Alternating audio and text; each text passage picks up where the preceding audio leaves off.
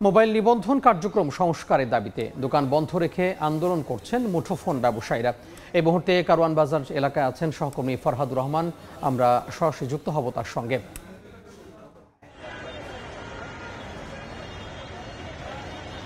দোকানপাট বন্ধ রেখে আজকে সকাল 10টার দিকে যে মানববন্ধন করার কথা ছিল মোবাইল বিজনেস কমিউনিটি বাংলাদেশের, তারা কিন্তু সকাল 10টার পর থেকে কারওয়ান বাজার এই পান্থপথ এলাকায় অবস্থান নিয়েছে।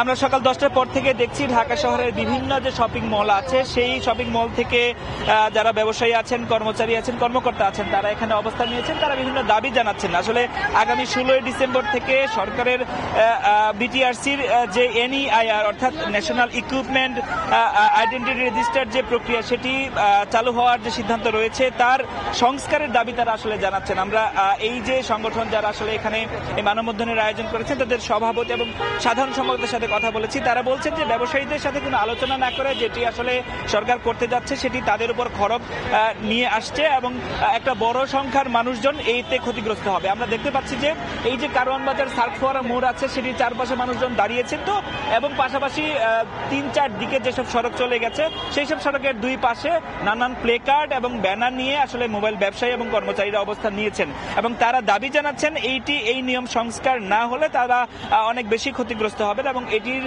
সংস্কারের এবং বাস্তবায়নের আগে তাদের সাথে বারবার কথা বলার তারা দাবি জানিয়েছেন।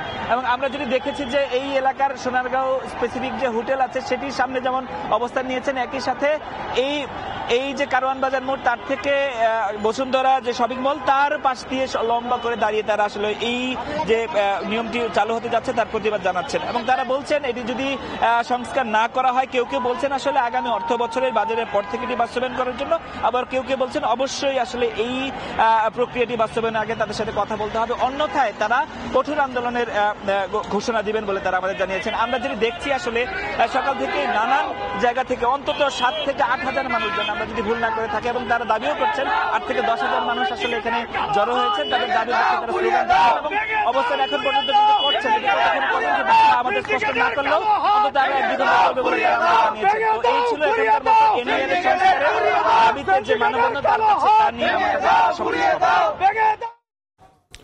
সহকর্মী ফরহাদুর রহমান যুক্ত হয়েছিলেন কারওয়ান বাজার থেকে।